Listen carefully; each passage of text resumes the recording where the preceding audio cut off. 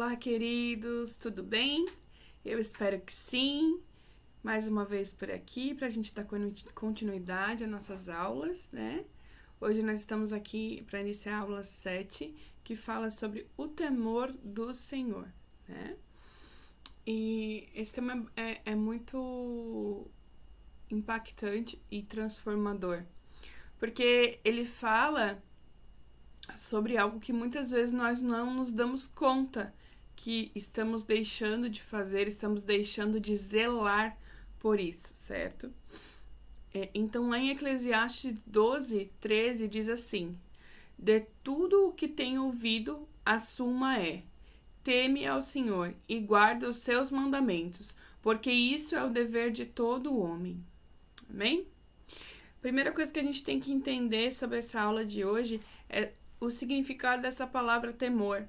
Porque muitas vezes a gente entende o temor como um dos significados mais utilizados para essa palavra, que é medo, né? E não é isso que as escrituras querem nos dizer, não é isso que a Bíblia quer nos dizer. O temor ao Senhor está falando sobre respeito, sobre colocar o Senhor ou tratar o Senhor com o devido respeito, com a devida atenção e com todo o nosso zelo, com todo o nosso cuidado, com todo o nosso coração, né? E tem um exemplo muito bacana aqui nessa aula de hoje que fala sobre: imagine que você está recebendo uma visita, né? Você estava lá na sua casa fazendo as suas coisas e de repente, sem aviso, digamos assim, chega uma visita. E essa visita se preparou para vir te visitar, sabe? Ela fez toda uma programação para vir te visitar, ela veio com todo carinho ver como você estava. No entanto, quando você recebe ela, você simplesmente recebe ela com desdém, recebe ela sem muita vontade, recebe ela sem muito carinho, sabe? Quando você recebe uma visita que você não queria, às vezes porque só não queria receber ninguém naquele dia, às vezes porque realmente não simpatiza tanto assim com a pessoa para receber ela na sua casa. Então você não faz tanta questão. Você nem oferece um café, uma água, você não faz tudo o que você pode para agradar aquela pessoa. Você simplesmente fica ali enquanto ela estiver ali, e quando ela for embora, que bom, foi embora, né? Tipo, não faz questão da presença daquela pessoa, não dá a devida importância à presença daquela pessoa. Não dá o valor necessário por aquela pessoa estar te visitando, ter ido ver como você está, né? Então, é a mesma coisa com Deus, né? Quando nós não o tratamos com o devido respeito, com o devido carinho, quando nós não nos colocamos numa posição de prioridade, de honra na nossa vida, nós estamos dizendo: ei, nós não precisamos do Senhor, nós não queremos o Senhor aqui, né? Hoje eu não quero o Senhor, hoje eu não preciso do Senhor, né? É isso que nós estamos dizendo quando nós não o tratamos com o devido respeito e não o colocamos no devido lugar na nossa vida, numa posição de honra, numa posição de importância, de relevância e de prioridade, né? É a mesma coisa. Tem um texto aqui de John Bevere, de um livro dele sobre o temor do Senhor, que diz assim: pois bem, o Rei dos Reis e Senhor dos Senhores nunca vai se manifestar em um lugar onde ele não recebe a devida honra e reverência. O Mestre de toda a criação não irá falar quando a sua palavra não é respeitada o bastante para ser ouvida com atenção. Se você tem tratado o que Deus chama de santo como uma coisa comum, se você tem vivido com uma atitude irreverente para com as coisas de Deus, não deve se arrepender. Aliás, você deve se arrepender diante de Deus. Como está em Tiago 4:8, que diz: chegai-vos a Deus e ele se achegará a vós outros. Ok? Então, é bem isso que nós estávamos falando nesse exemplo, né? Quando nós não tratamos Deus com a devida honra, com o devido respeito, a reverência, nós estamos dizendo que as coisas de Deus não são importantes para nós, que Deus não é importante para nós, né? E isso vale para toda a nossa vida como cristãos, mas também para a questão ministerial, que é o que nós estamos tratando aqui, escola de servos, né? Independente de qual ministério você serve, independente de qual ministério você trabalhe, se você não cuida das coisas do Senhor com respeito, com honra, como prioridade, com amor, com zelo, com carinho, você está dizendo para Deus que aquilo não é importante para você, né? E o mesmo Deus que dá é o Deus que tira, né? Então talvez nós precisemos reavaliar aquilo que Deus colocou nas nossas mãos, os nossos dons, os nossos talentos, se nós estamos usando isso que Ele nos deu, que Ele nos presenteou, com zelo, com honra, com respeito, com carinho, com atenção e dedicação, né? Nós vamos ver que ao longo da história e ao longo da igreja, desde a igreja até antes da igreja primitiva, nós vamos ver pessoas que conheciam a Deus, porém faziam um mau uso daquilo que Deus colocava em suas mãos. Desrespeitavam a Deus, desrespeitavam os seus princípios, os seus mandamentos, e usavam somente a parte que lhes cabia, eles só aceitavam a parte que lhes favorecia, né? O pastor Caio costuma dizer que fazer uma pergunta: qual é a parte da Bíblia que funciona, né? E ele diz: é a parte que você acredita, né? E muitas pessoas, e às vezes a gente faz isso também, de utilizar só as partes que nos favorecem. E aquilo que não nos favorece a gente ignora, a gente não dá relevância, a gente simplesmente despreza. Perdão. E a gente vai ver um exemplo disso lá no Antigo Testamento, né? No Antigo Testamento a gente pode ver que depois que o povo foi liberto do Egito, um tempo depois, Moisés estava no monte orando e o povo estava com medo porque Moisés estava demorando para voltar e eles estavam morrendo de medo, sem saber o que fazer, sendo que a ordem era só esperar. Pois eles fizeram um motim, ficaram revoltados e ficaram preocupados, começaram a se desesperar e sugeriram que fosse feito um bezerro de ouro e que esse bezerro de ouro fosse chamado de Jeová, o único Deus, para que, já que Moisés, que era o representante de Deus, não estava com eles, esse bezerro ia representar Deus naquele momento, ia dar segurança para eles, ia dar o que eles precisassem naquele momento. Então, a gente consegue ver como aquelas pessoas, apesar de serem um povo escolhido de Deus, a nação escolhida por Deus, eles viveram tanto tempo com os egípcios, com os costumes dos egípcios, que eles esqueceram dos ensinamentos que eles receberam a respeito de Deus, sobre adorar apenas um único Deus, né? Sobre não adorar as imagens. E eles esqueceram disso, porque para eles era... Não é que eles esqueceram, eles deixaram isso de lado, porque para eles era favorável, né? E eles foram lá e pegaram o costume daquele outro povo para aplicar ali naquele momento que eles estavam usando, né? Eles sabiam que era errado, mas era mais confortável para eles fazer isso, porque eles precisavam de alguém que tivesse ali representando algo, que tivesse ali representando Deus, para eles se sentirem seguros, né? Então eles abriram mão daqueles ensinamentos que não poderiam fazer aquilo, para poder suprir essa outra necessidade deles naquele momento, pontualmente naquele momento. Então eles foram lá, fizeram um bezerro de ouro, colocaram o nome dele de Jeová e adoraram aquele bezerro, adoraram aquela estátua, como se fosse um Deus, né? E com isso eles atraíram a ira de Deus. Com isso eles atraíram maldição sobre as suas vidas e não bênçãos, né?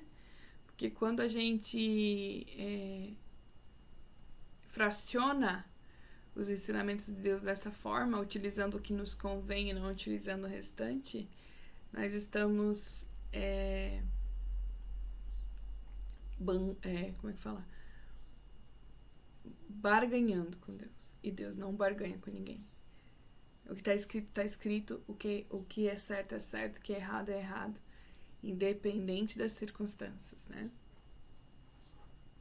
Está escrito lá em Romanos 1:20 assim: porque os atributos invisíveis de Deus, e assim o seu eterno poder, como também a sua própria divindade, claramente se reconhecem, desde o princípio do mundo, sendo percebidos que por meio das coisas que foram criadas. Tais homens são, por isso, indesculpáveis, porquanto, tendo conhecimento de Deus, não o glorificaram como Deus e nem lhe deram graças. E depois em Romanos 1:23 fala assim: e mudaram a glória do Deus incorruptível em semelhança da imagem de homem corruptível. Ou seja, quando deram um formato, um rosto mesmo que de animal, e colocaram como um substituto, como se fosse um Deus, como se fosse a representação de Deus, eles diminuíram a soberania de Deus. Que Deus é como se Deus coubesse numa estatueta, como se Deus coubesse num animal, como se a grandiosidade de Deus coubesse dentro de uma estátua de bronze, ou enfim, qual foi o material, né? Então, quando nós desobedecemos a Deus, desonramos a Deus, não seguimos todos os princípios e mandamentos, nós estamos dizendo que Deus não cabe na nossa vida, que nem tudo que Deus nos orienta, que Ele nos direciona, faz sentido para nós. Nem tudo que Ele fala, nem tudo nem todos os princípios, nem todos os mandamentos servem para nós, né? E quando nós fazemos isso, nós deixamos de usufruir, né, da bênção da obediência, né, a Deus. Porque quando nós obedecemos os princípios e os mandamentos, nós recebemos o favor de Deus, né? Continuando. Então, quando nós estamos em desobediência à palavra de Deus, às vezes a gente, com a boca, nós falamos: eu amo a Deus, eu busco a Deus, eu oro a Deus, eu glorifico a Deus. Porém, com o nosso coração e com as nossas atitudes diárias, nós provamos a Deus o contrário. E Deus, Ele não é um homem, Deus, Ele está em todo lugar, em todos os momentos. Então, por mais que hoje eu estou gravando aqui, é domingo, que eu vá ao culto, que eu adore a Deus, que eu fale palavras de adoração a Deus, se na minha semana eu não me comportar de uma forma correspondente àquilo que eu estou falando no domingo, tá ocorrendo aqui um ruído, tá ocorrendo aqui uma hipocrisia, né? Tá ocorrendo aqui uma falta de temor a Deus. Quando eu entendo que é temor a Deus, eu honro os seus princípios, eu cumpro os seus mandamentos, eu dou um bom testemunho, né? Eu não sou hipócrita, né? Então a gente tem que ter esse entendimento. Principalmente nesse momento que nós temos vivido nos últimos anos, onde a informação está aí disponível em todos os lugares, onde nós somos estimulados a fazer o que é bom para nós apenas, né? Se é bom para você, tá tudo bem.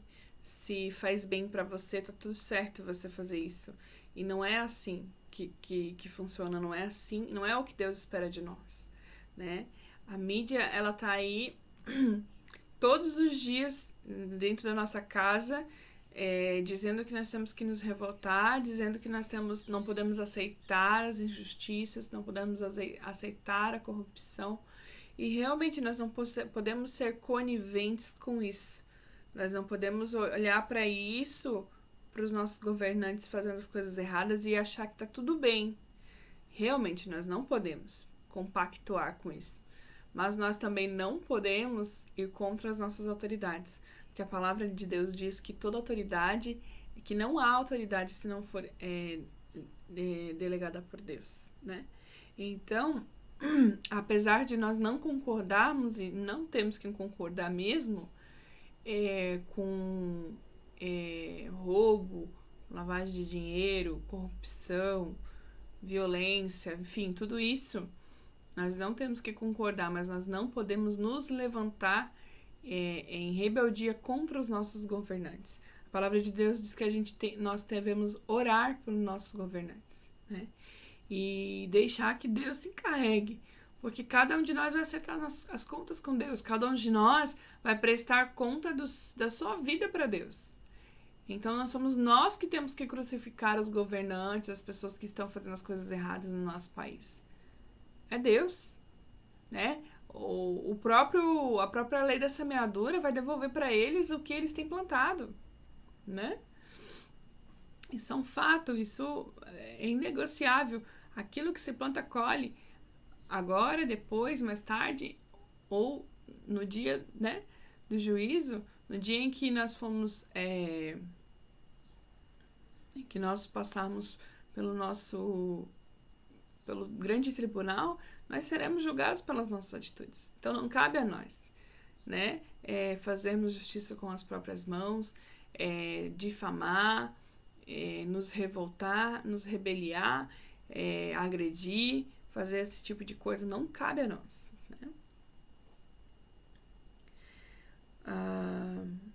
E algo que nós temos que aprender também com relação ao temor a Deus é sobre essa questão de utilizar apenas um dos atributos de Deus para benefício próprio, né? Porque nós sabemos que Deus, ele é o Rei dos Reis, ele é o Senhor dos Senhores, ele é aquele que era, que é, que há de vir, né? Ele é Deus Todo-Poderoso e ele também é nosso Pai. E muitas vezes nós só lembramos que ele é nosso Pai. E aí nós falamos, mas Deus é meu Pai, Deus é meu paizinho, ele me entende, ele me perdoa, ele é misericordioso comigo, ele vai me entender porque eu fiz isso. E nós utilizamos desse fato de Deus ser Pai, ele é o nosso Pai Celeste também, para camuflar, para esconder os nossos erros, os nossos pecados, né? Mas nós temos que lembrar que Deus também ele é juiz, né? Ele também tem outros atributos.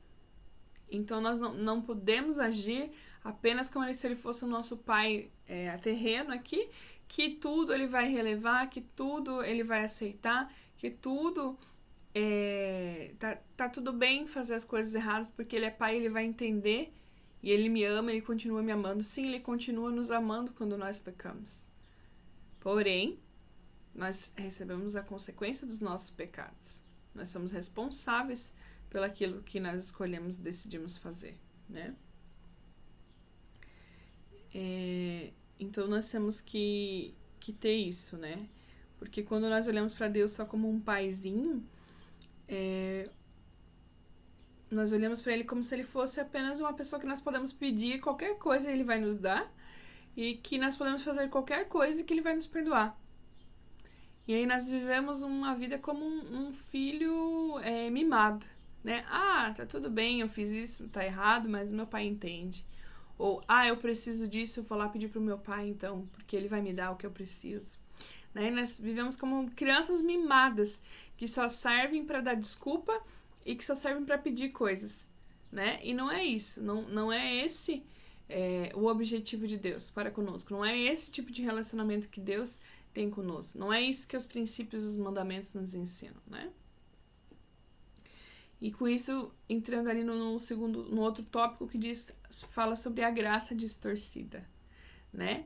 Assim como nós utilizamos a figura paterna de Deus para nos beneficiar e fazer o que quiser e pedir o que quiser e achar que tá tudo bem, nós também usamos da graça, distorcemos a graça para nos favorecer, distorcemos a graça para nos beneficiar, né? Aqui em 2 Timóteo 3, do 1 ao 4, diz assim: nos últimos dias haverá tempos muito difíceis, pois as pessoas amarão apenas a si mesmas e ao dinheiro. Elas serão arrogantes e orgulhosas, zombando de Deus, desobedientes a seus pais e ingratas. Elas não considerarão nada sagrado, serão destituídas de amor e de perdão. Difamarão os outros e não terão domínio próprio, serão cruéis e não terão interesse no que é bom. Trairão seus amigos, serão irresponsáveis, enfatuadas pelo orgulho e amarão mais o prazer do que a Deus, né? Então, esse texto, quem está fazendo essa previsão, quem está falando sobre essas coisas que iriam acontecer, é Paulo.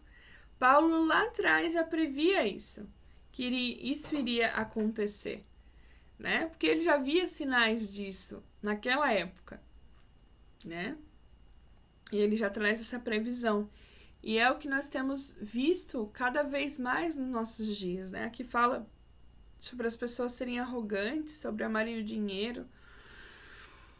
Como nós temos visto isso, como nós temos visto pessoas que só pensam em dinheiro, pessoas orgulhosas, pessoas soberbas, né? Como nós temos visto uma falta de zelo pelas coisas de Deus.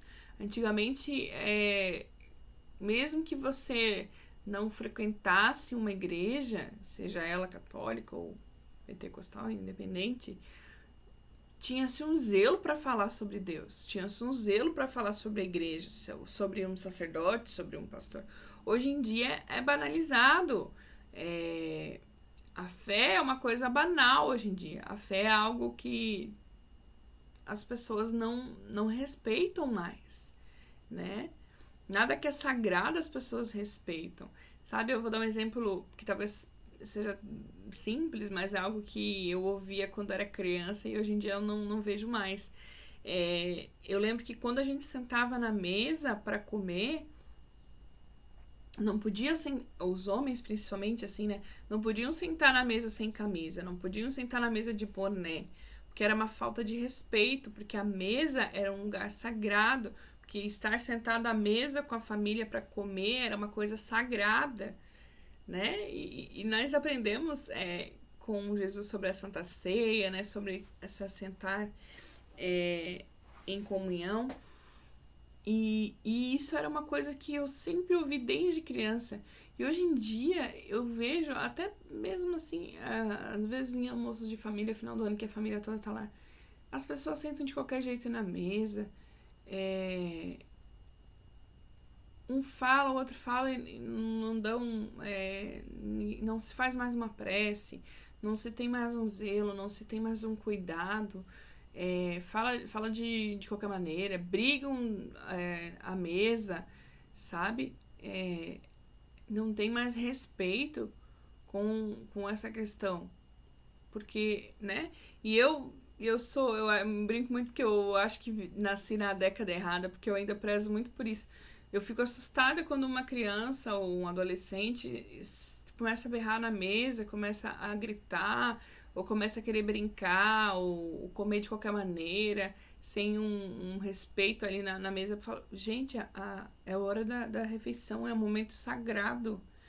Tipo, é momento de estar em comunhão com a família, é momento que não tem problema de conversar, mas é um lugar sagrado. A mesa é um lugar sagrado. Olha, estar sentado à mesa é uma coisa muito importante e que as famílias têm perdido. Até muitas famílias nem sentam mais na mesa para fazer as refeições. Um senta na frente do computador, o outro vai no celular, o outro vai comer na sala, vai TV.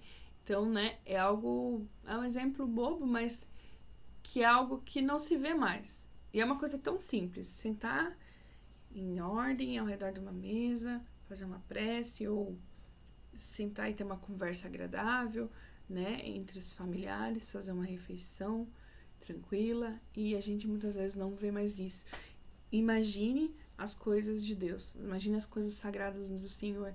Se uma refeição, que é algo tão simples, né, um momento tão importante ali em família, as pessoas não conseguem mais respeitar, imagine as coisas do Senhor, né? Então, algo também que é importante a gente levar em consideração com relação a esse texto que eu acabei de ler, é que Paulo, ele não estava falando sobre pessoas aleatórias, quando ele fez essa previsão que nos últimos dias iria acontecer isso. Paulo estava falando da igreja. Paulo estava falando de nós, da igreja de Cristo. Que nós iríamos amar mais o dinheiro, que nós seríamos orgulhosos, que nós não respeitaríamos o sagrado, que nós não iríamos mais ter amor no coração e nem perdoar as pessoas, que nós iríamos difamar, que nós não iríamos ter interesse pelo que é bom. Olha que sério, né? Ele não está falando de pessoas aleatórias, ele está falando da igreja de Cristo, que somos nós. Então, se nós não cuidarmos, se nós não vigiarmos, nós vamos acabar com esse texto de 2 Timóteo 3, 1, 4. Exatamente dessa forma, né? Ainda falando sobre a graça, nos últimos 30 anos, a graça foi ensinada e crida por muitas pessoas, em muitas igrejas, como que ela não é verdade. Perdão, vou começar a ler de novo. Durante muitos anos, a graça ensinada e crida em muitas de nossas igrejas não é a verdadeira graça, mas uma distorção dela. E isso é resultado de darmos ênfase à bondade de Deus, negligenciando o temor de Deus. O temor de Deus é um assunto que, junto com o amor de Deus, não pode ser inteiramente revelado, pois é uma revelação contínua. Olha só, então a graça, ela foi distorcida, porque muito se prega sobre o evangelho da graça, e a graça, ela existe, ela foi derramada sobre nós, ela é derramada sobre nós, porém ela não é desculpa para nós pecarmos, ela não é desculpa para nós sermos rebeldes, ela não é desculpa para nós não cumprirmos os princípios e os mandamentos, né? E por ser tão pregada a graça, nós esquecemos do outro lado, que é o temor ao Senhor, que é o respeitar os ensinamentos, os princípios, os mandamentos de Deus, né? E lá em Provérbios 23, 17 fala assim: no temor do Senhor perseverarás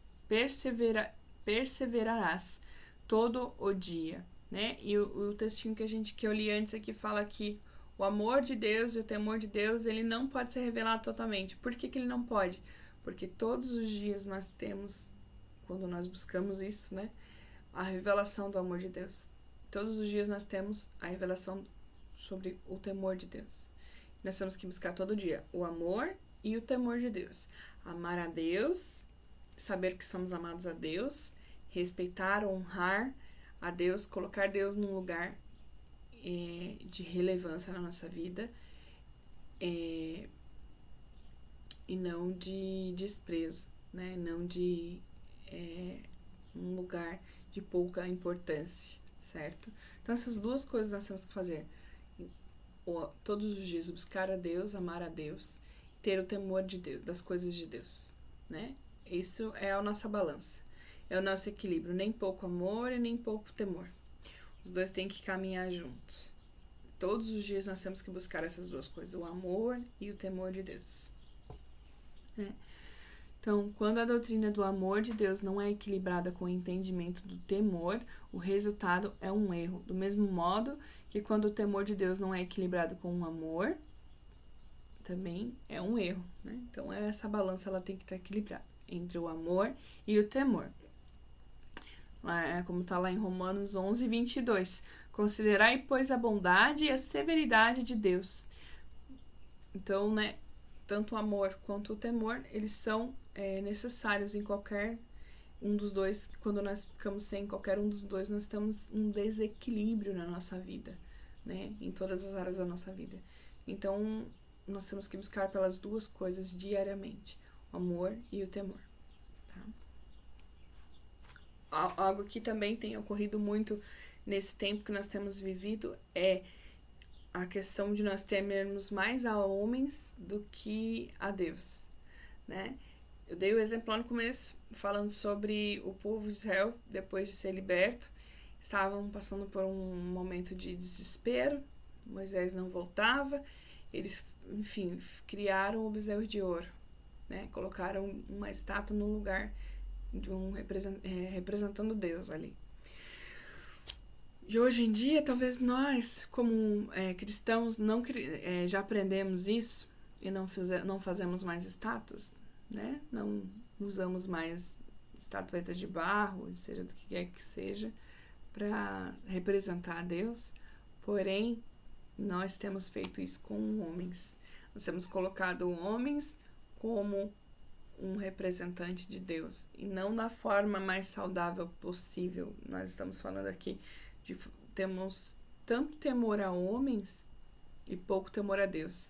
Nós queremos impressionar as pessoas, nós queremos ter uma boa convivência com determinadas pessoas, nós queremos ter relevância para determinadas pessoas, nós nos esforçamos para agradar pessoas e nós não nos esforçamos para agradar a Deus, para cumprir os seus princípios, os seus mandamentos. Sabe? Então a nossa balança está desequilibrada, porque nós estamos querendo substituir o temor a Deus por temor ao homem, e isso está dando errado, e nós estamos em desequilíbrio, né? Então, temer ao homem é ficar alarmado, ansioso, impressionado, apavorado, desconfiado, temeroso diante de homens mortais.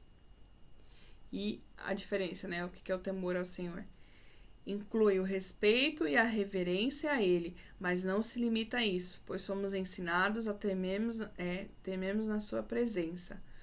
O santo temor dá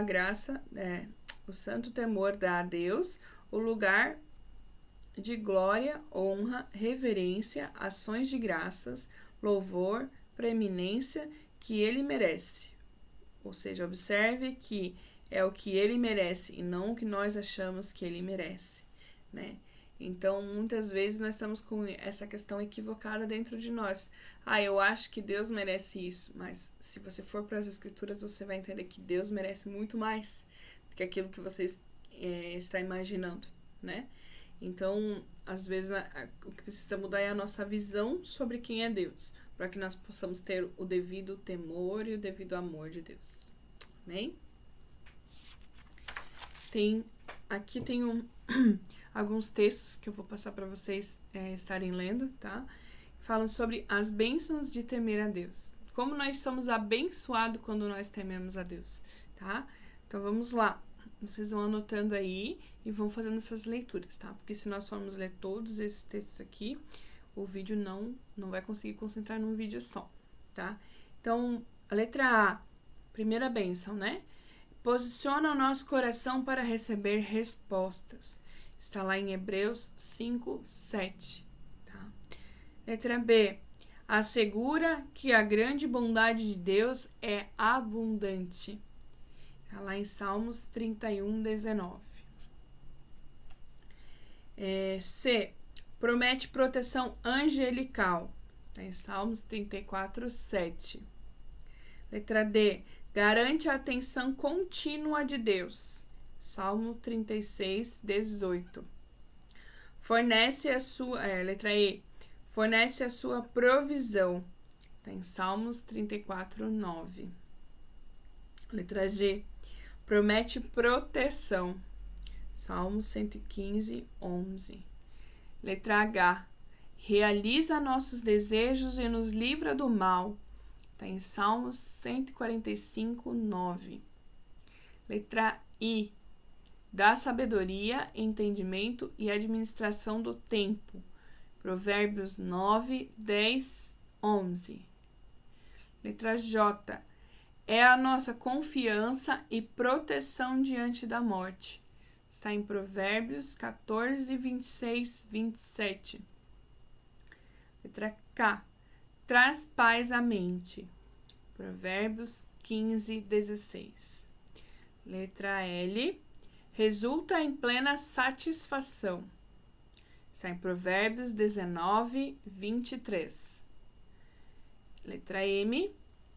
Irá nos manter no caminho. Jeremias 32, 40. Letra N. Produz uma família sólida. Êxodo 1, 21. Letra O. Produz uma liderança de sucesso. Está em Êxodo 18, 21. Amém? Então, essas leituras, essa é a tarefa da semana, fazer essas leituras de cada uma dessas bênçãos que nós recebemos quando nós tememos a Deus. Amém? Amanhã a gente fala um pouquinho sobre isso na nossa reunião do Zoom. Tá? E o último tópico dessa aula fala sobre o temor e a salvação. O temor a Deus e a salvação. Antes a gente falou sobre o temor a Deus e o amor, e agora a gente vai falar sobre o temor a Deus e a salvação nesse último tópico. Lá em Atos 13, 26 diz assim: Vós outros que temeis a Deus, a nós foi enviada a palavra dessa salvação. Então, o temor de Deus, ele deve arder forte em nossos corações, não importa quanto tempo somos salvos. A salvação é um dom gratuito de Deus, dado pela graça, e ela nos capacita a viver o temor do Senhor, né? Então, sem esse santo temor, não reconheceremos a nossa necessidade de salvação, né? Então, nós só conseguimos entender a necessidade de sermos salvos quando nós temos o temor ao Senhor. Quando nós começamos a entender aquilo que o Senhor ministra no nosso coração, quando nós começamos a compreender os seus princípios, os seus mandamentos e o quão longe disso nós caminhamos, quando nós conseguimos ter esse entendimento, nós começamos a entender a necessidade de salvação na nossa vida, né? Como um despertar, né? E isso é algo que, por exemplo, eu lembrei agora, quando nós vamos num encontro com Deus, né? E nós somos ministrados por várias palavras lá, né? Mas, em geral, quando nós entendemos o quão pecadores nós somos, o tão pequeno que nós somos diante da grandeza de Deus, o quão falho nós somos, nós temos um temor a Deus e nós entendemos que nós precisamos ser limpos, renovados, que nós precisamos ser cheios do Espírito Santo, que nós precisamos sim a nossa salvação ela já foi garantida pelo sacrifício da cruz, mas que nós precisamos sim caminhar como se nós nunca tivéssemos sido salvos. Sabe como é isso? Caminhar, viver como se nós nunca tivéssemos sido salvos, em busca dessa salvação diariamente. Todos os dias nós honrarmos a Deus, honrarmos aos seus princípios, aos seus mandamentos. Todos os dias nós buscarmos o amor e o temor de Deus, né? Então nós temos que levar em consideração que sempre haverá um julgamento pela irreverência, como no exemplo de Ananias e Safira. Tarefa para vocês também estarem lendo, tá? Podem ver lá em Atos 5, 13 e 14. Também tá lendo lá. Pesquisem sobre Ananias e Safira, tá? A história sobre Ananias e Safira. E também leiam lá Atos 5, 13 e 14. Vocês vão entender um pouquinho melhor quando lerem sobre esse exemplo de Safira, Ananias e Safira, tá? Agora, as pessoas vinham ao Senhor por causa de quem Ele era e não por causa do que Ele poderia fazer. Olha só, quando nós falamos de temor e salvação, muitas pessoas aceitam a Jesus. Muitas pessoas buscam a Deus. Ontem o pastor Caio ainda falou, tem hoje, 2 bilhões de pessoas no mundo buscando a Deus, ao único Deus. Porém, as motivações, elas são diferentes, né? Quando nós buscamos a Deus porque nós queremos algo deles, nós estamos dizendo, eu só quero isso de você, o restante não me interessa, o restante não me importa, né? E existem pessoas que buscam isso, buscam somente uma coisa, algo que Deus possa dar para ela, algo que Deus possa fazer por elas. Existem pessoas que aceitam a Jesus apenas pelo fato de terem medo de irem para o inferno, de quererem ser salvos a todo custo, e não porque eles verdadeiramente querem uma vida com Deus, eles verdadeiramente querem, né, o ônus e o bônus da vida cristã, né? Que nós sim somos muito amados, somos muito abençoados, mas nós temos que fazer a nossa parte, que é cumprir os mandamentos, cumprir os princípios, sermos obedientes a Deus, né? E tem muita gente buscando a Deus só pelo que Ele pode dar e não querendo fazer a sua parte nessa equação, né?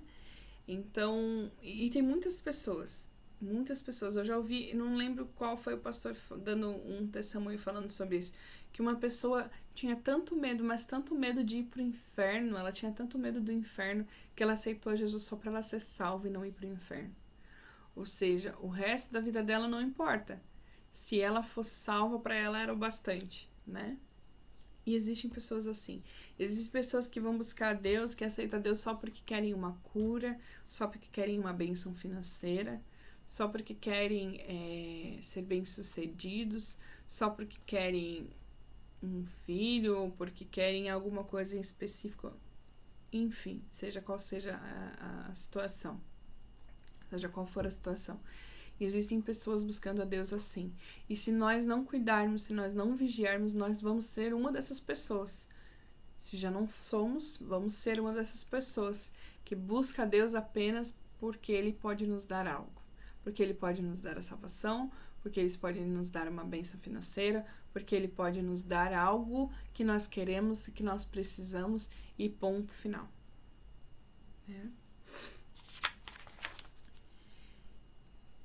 E a última leitura está em Judas 24, 25, que diz: Ora, aquele que é poderoso para nos guardar de tropeços e para nos apresentar com exultação, imaculados diante da sua glória, ao único Deus, nosso Salvador, mediante Jesus Cristo, Senhor nosso, glórias, majestades, impérios, soberania, antes de todas as eras, e agora e por todos os séculos. Amém. Tá? Então, se você tiver que guardar algo sobre essa aula de hoje, que você possa guardar a questão do equilíbrio. Do mesmo tanto que nós precisamos buscar o amor de Deus, nós temos que buscar o temor a Deus. Se essas duas coisas estiverem alinhadas na nossa vida, nós vamos estar seguros, nós vamos estar bem, nós vamos estar aliançados com Deus, nós vamos ser abençoados com Deus, por Deus, nós vamos viver sim milagres, prodígios e maravilhas, né? Não quer dizer que nós não teremos problemas, que nós não teremos lutas, mas quer dizer que nós vamos estar alinhados com Deus. Amém? Façam as leituras que eu pedi ali antes, busquem estudar sobre essa história de Ananias e Safira. Eu nem vou dar o texto, vocês procurem. Vamos folhear essa Bíblia aí, vamos procurar, vamos ir atrás, vamos pesquisar. A gente precisa estar em movimento, a gente precisa buscar, a gente precisa se esforçar, né, um pouquinho. Então, vamos atrás sobre Ananias e Safira. Vejam quem foi esse casal, vejam o que aconteceu esse casal e aí vamos comentar sobre eles na aula de amanhã. Amém? Um bom domingo para vocês, uma semana abençoada, e amanhã nós nos vemos às 20 horas no Zoom. Deus abençoe.